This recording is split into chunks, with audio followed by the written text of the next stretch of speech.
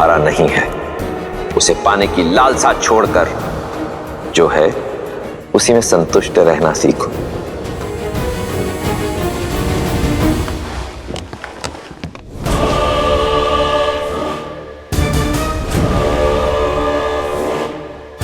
किसने किया ये दुस्साहस?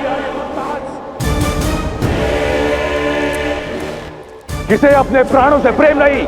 समक्ष आओ। क्षमा करे भैया, ये दुस्साहस मैंने किया है क्योंकि मैं आपको किसी भ्रम में नहीं देख सकती। भ्रम? हाँ भैया, सीता की जिस छवि को आपने देखा था अब वो वैसी नहीं रही। अब वो महलों की राजकुमारी से एक वन की सन्यासिनी बन चुकी है। तनिक सोचिए भैया, सीता के सौंदर्य और तेज के बारे में। आपके साथ लंका की स्वामिनी के रूप में खड़े होकर वो कैसी लगेगी? उसका प्रारब्ध आप ही के आने की प्रतीक्षा में है। बेचारी, जिस राजकुमार से विवाह किया उसके पास राज्य तो छोड़िए, कांटों से बचने के लिए पांव में पादुका तक नहीं। जिस स्त्री को लंका की मखमल शैया पर होना चाहिए वो पथरीली चट्टानों पर सो रही है। लंका की सुगंधित और कमलों से सज्जित सरोवर के स्थान पर जोंक और कीड़ों से भरे वन्य तालाबों में स्नान कर रही है।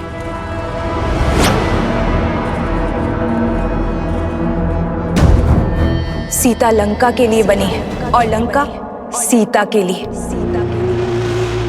ये शब्दों का खेल मेरे साथ मत खेलो। मैंने तुमसे परामर्श नहीं मांगा, आदेश दिया था दंडक में निवास करने का। जाओ। भैया, मैं आपके भीतर चल रहे इस द्वंद को समझती हूँ। चाहे वर्षों लग जाए, उस घने विशाल दंडक वन में मैं खोजूंगी सीता को। आपके समक्ष तभी आऊंगी जब उन दोनों भाइयों के अंत का कारण बनूंगी। न राम, न लक्ष्मण और न ही कोई ऋषि साथी, कोई भी रावण की बहन के इस प्रकोप से बच नहीं पाएगा। सीता पर केवल मेरे भाई लंकेश का अधिकार होगा।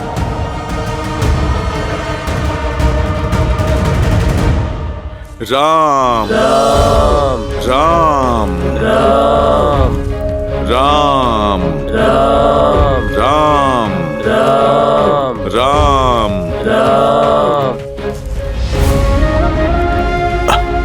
महाराज, बस कुछ देर और, हम लोग ऋषिमुख पर्वत के निकट हैं। राम राम राम राम। रुक जाइए महाराज।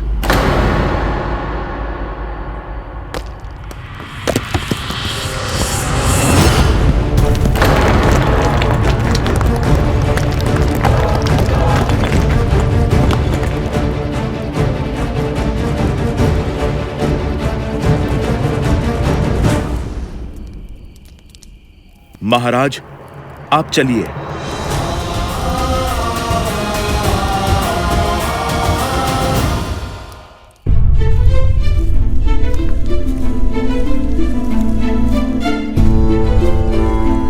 बालपन में बाली भैया कितना प्रेम करते थे मुझसे। तुम देखना हनुमान, बाली भैया को उनकी भूल का पश्चाताप अवश्य होगा। हमारे मत मिले ना मिले, हमारे मन अवश्य मिलते हैं। महाराज सुग्रीव, प्रभु श्री राम करे आपका कथन सत्य हो, परंतु ये समय भावनाओं में बहने का नहीं, योजनाओं को सफल करने का है। ऋषिमुख पर्वत तो समक्ष है और योजना तो ऋषिमुख पर्वत पर आने की थी ना। ये सारे पेड़, ये ऋषिमुख पर्वत की सीमा ही तो है। महाराज, आप चिंता ना करें, मैं बाली के हर एक प्रहार से आपको बचा लूंगा। परंतु हनुमान, यदि तुम बाली भैया के समक्ष गए तो वो तुम्हारी आदि शक्ति छीन लेंगे। मेरी यही योजना है कि मैं उनके समक्ष नहीं, उनके पीछे रहूं और मैं महाराज बाली को ऋषिमुख पर्वत की सीमा तक खींच के लाऊंगा। जैसे ही उनका पग ऋषिमुख पर्वत की सीमा को छुएगा, उन्हें मिला श्राप उनके प्राण हर लेगा। परंतु ये होगा कैसे हनुमान? और भैया के प्राण? महाराज सुग्रीव, यदि जीवित रहना है तो आप मुझ पर विश्वास कीजिए।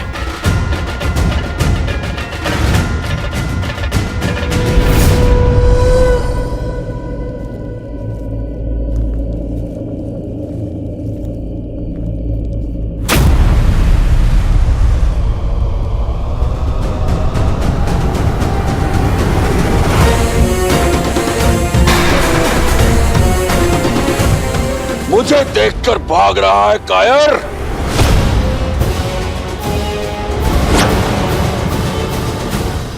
प्राण जाए फिर भी मैं आपसे युद्ध नहीं करूंगा भैया। अब प्राणों के सिवाय बचा क्या है तेरे पास कायर? अब तो राज्य भी मेरा और रूमा भी। अब मत रोकिएगा महाराज सुग्रीव।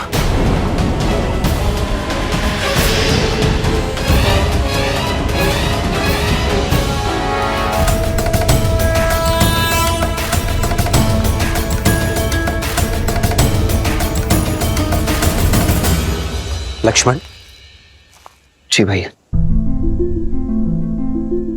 क्या बात है, तुम व्यथित लग रहे हो? इस वन में भटकते हुए लगभग कई वर्ष बीत गए भैया, किंतु अब तक हमें वो वृक्ष नहीं मिला है जो हमें ऋषि अगस्त्य के स्थान तक ले जा सके। कभी कभी तो लगता है कि क्या सत्य में ऐसा कोई वृक्ष है भी, या ये बस एक कथा मात्र है? मधुमक्खी नहीं जानती लक्ष्मण कि जिन पुष्पों से वो रस इकट्ठा कर रही है उसका कण भी संसार में फैला रही है। हम पथिक है लक्ष्मण, और पथिक का कर्तव्य होता है बिना कर्म फल की इच्छा की अपने कर्तव्य पथ पर चलते रहना, बिना आस लगाए निरंतर प्रयास करते रहना। और फिर क्या पता, जिसे हम निरंतर खोज रहे हैं वो हमारे नेत्रों के सामने हो, बस हम उसे देख ना पा रहे हो।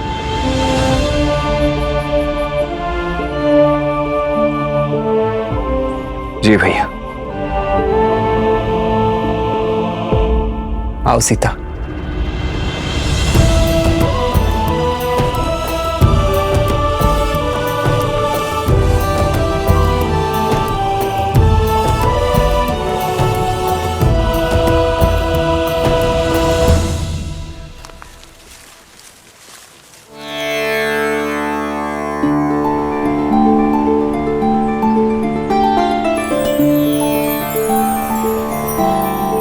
संध्या काल होने को है, आज रात्रि हमें यही विश्राम करना चाहिए।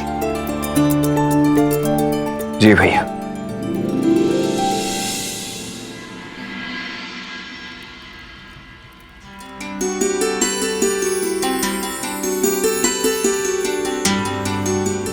सीते, विवाह से पूर्व की रात्रि स्मरण है तुम्हें? नहीं तो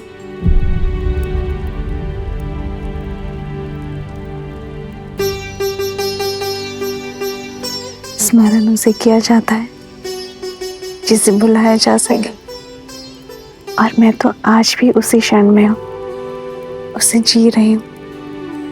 उस रात्रि भी चंद्रमा इतना ही सुंदर था, और मिथिला की शीतलता पवन में घुली थी। मेरी सीता की सुगंध। अच्छा, मैं नहीं जानती थी कि धनुर्धर राम शब्दधर भी है। आप तो कविताएं कहने लगे। जब जीवन संगिनी प्रकृति से मिले तो कोई भी कवि बन सकता है। राम राम राम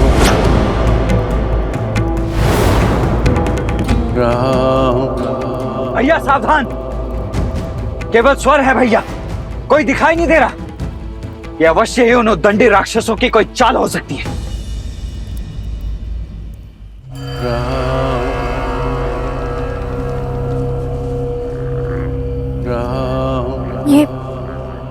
ये कैसी ध्वनि आ रहा है? जो भी है, शुभ तो नहीं है भाभी।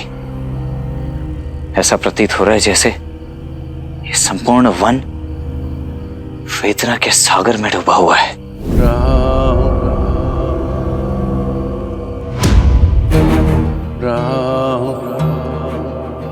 स्वर वहां से आ रही है। सावधान भैया, ये किसी असुर का छल भी हो सकता है।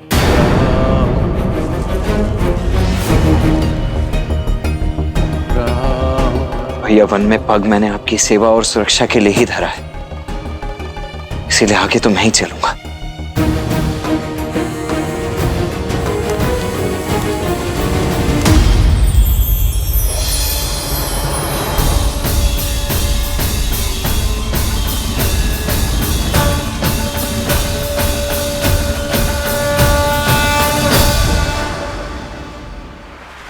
देखा भैया, मैंने कहा था ना ये एक माया जाल है। हमें यहां से चलना चाहिए भैया।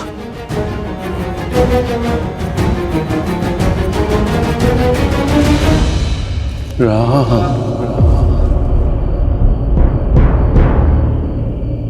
राम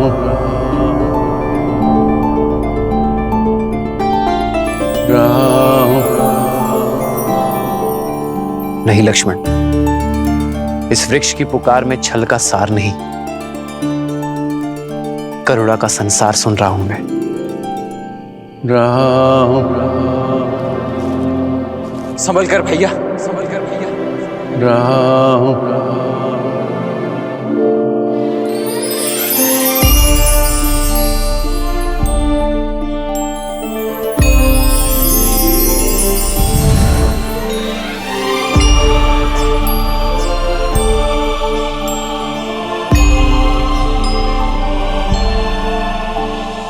भैया, लगता है हमारी खोज संपन्न हुई।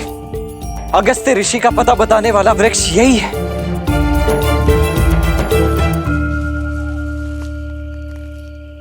राम किसी वेदना में हो मित्र।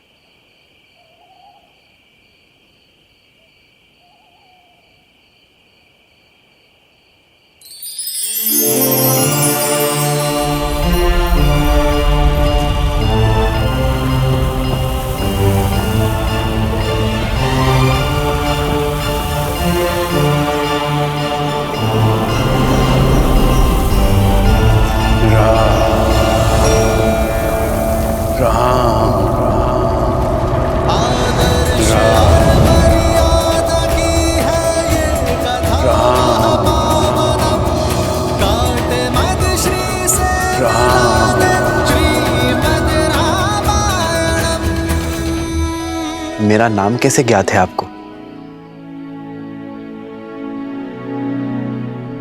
इस सुरक्षा कवच को भेद कर मुझ तक पहुंचने का सामर्थ्य केवल आपकी करुणा में है राम।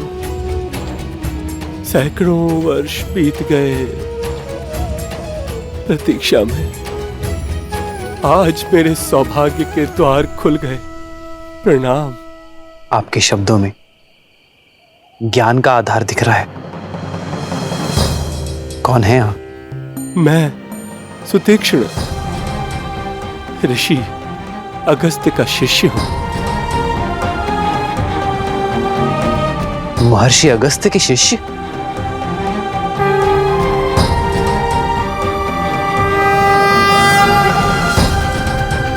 कहाँ थे आप ऋषिवर? यदि आप थोड़ा पहले मिल जाते तो आपके और हमारे कई वर्ष बच जाते। आपको ज्ञात नहीं है कि ऋषि अगस्त को हमने कहां कहां नहीं ढूंढा है। अब तो ऐसा प्रतीत होता है जैसे हमारा जीवन सफल हो गया। अब शीघ्रता कीजिए, बताइए कि आपके गुरुदेव ऋषि अगस्त्य हैं कहां? वर्षों में ही थक गए। ऋषि अगस्त और मैं तो सदा सर्वदा से श्री राम की प्रतीक्षा कर रहे हैं।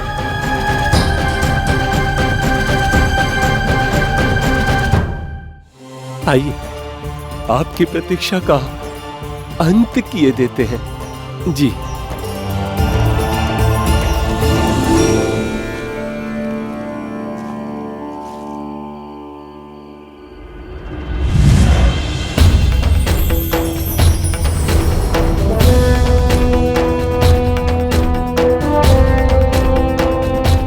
आइए राम, इस ओर राम।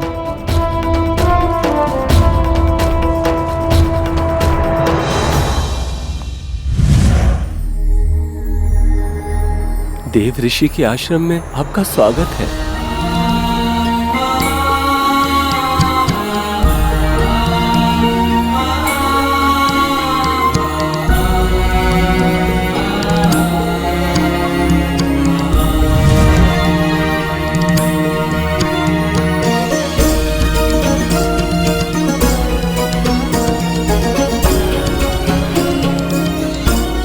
कितना सुंदर वातावरण है ना। परंतु ऋषि अगस्त्य हैं कहां?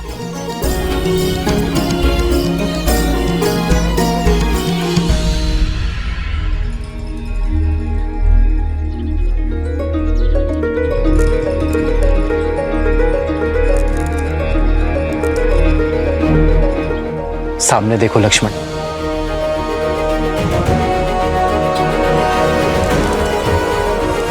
ब्रह्मदेव के मानस पुत्र, सप्तऋषियों में से एक, देवताओं की सहायता के लिए समुद्र पी जाने वाले, कावेरी नदी को धरा पर लाने वाले, महासामर्थ्य होने पर भी करुणा भाव रखने वाले महर्षि अगस्त्य।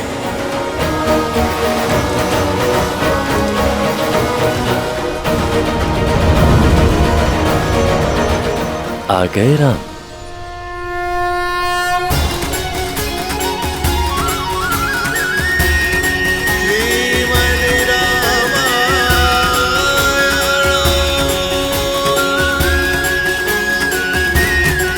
हाँ महर्षि,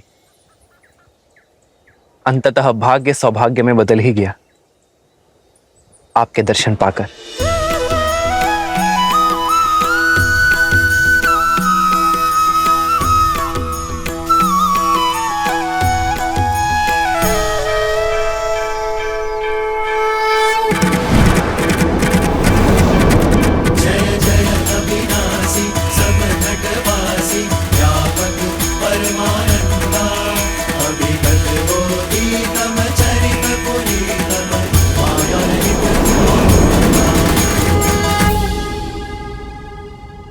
श्री राम श्री राम श्री राम श्री राम श्री राम श्री राम श्री राम श्री राम। यशस्वी भव। मन कहता है वर्षों की प्रतीक्षा की सुखद अंत और मेरे श्री राम सदा के लिए यहीं रुक जाएं। पर मैं जानता हूं आपका उद्देश्य बहुत बड़ा है और उद्देश्य पूर्ण करने के लिए समय सीमित है। परीक्षा की घड़ी समीप है और आगे का मार्ग अत्यंत कठिन है। हर दिन धैर्य और बल क्षीण होता जाएगा। इसीलिए तो हम आपके पास आए हैं महर्षि। मार्ग चाहे जितना कठिन हो, गुरु का मार्गदर्शन उसे सरल बना ही देता है। तुमने ठीक कहा राम, किंतु एक सत्य और है। तुमने अभी तक जितने भी राक्षसों का नाश किया है, लेकिन आने वाले मायावियों के समक्ष वे सभी बहुत तुच्छ हैं। खरदूषण के पापों का अंत कर तुम्हें महाबली राक्षस राज रावण से लड़ना होगा। यदि वो महाबली है तो हम भी रघुवंशी हैं। हमसे ना रावण बच पाएगा और ना ही उसकी सेना। लक्ष्मण,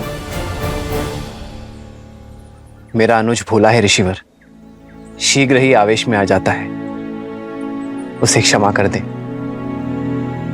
और हमें आगे का मार्ग बताए। राम, तुम्हारे वनवास का ही अंतिम चरण है।